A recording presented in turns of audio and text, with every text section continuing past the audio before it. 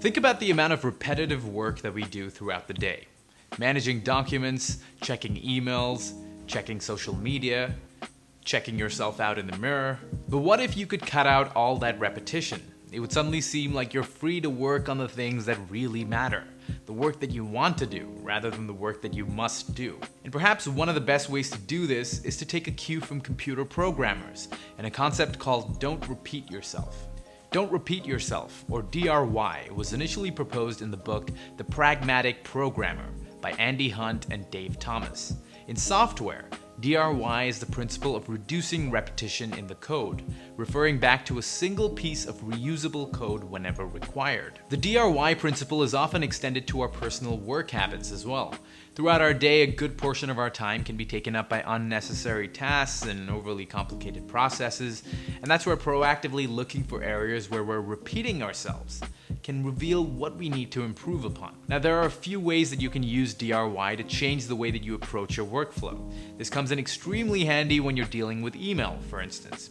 Email is one of those things that I constantly end up refreshing or even spend far too long trying to craft out perfectly. Now, there are plenty of hacks like templatized responses for common requests, as well as the creation of folders to help assign levels of importance to different emails. If you'd like to see an in-depth video on email productivity, comment email down below and subscribe with your notifications turned on so you don't miss that video if and when it comes out. DRY is particularly useful when working on standardized tasks, such as creating reports, invoices, maintenance, etc.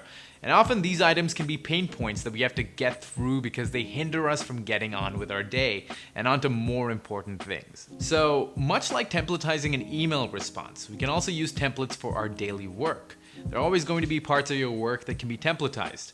Maybe you create a bunch of different slideshows where you have a skeleton deck to start off with, or work on data reports where you've got everything formatted with just a few numbers to input.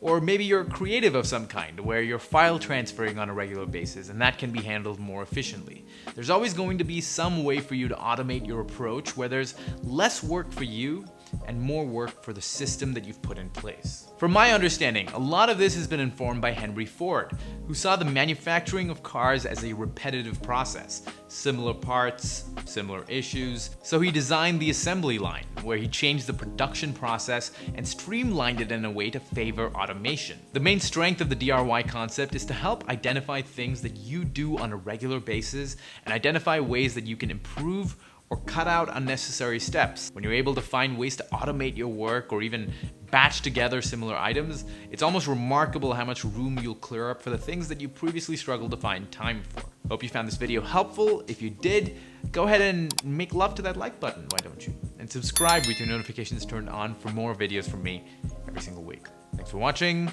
and I'll see you next time.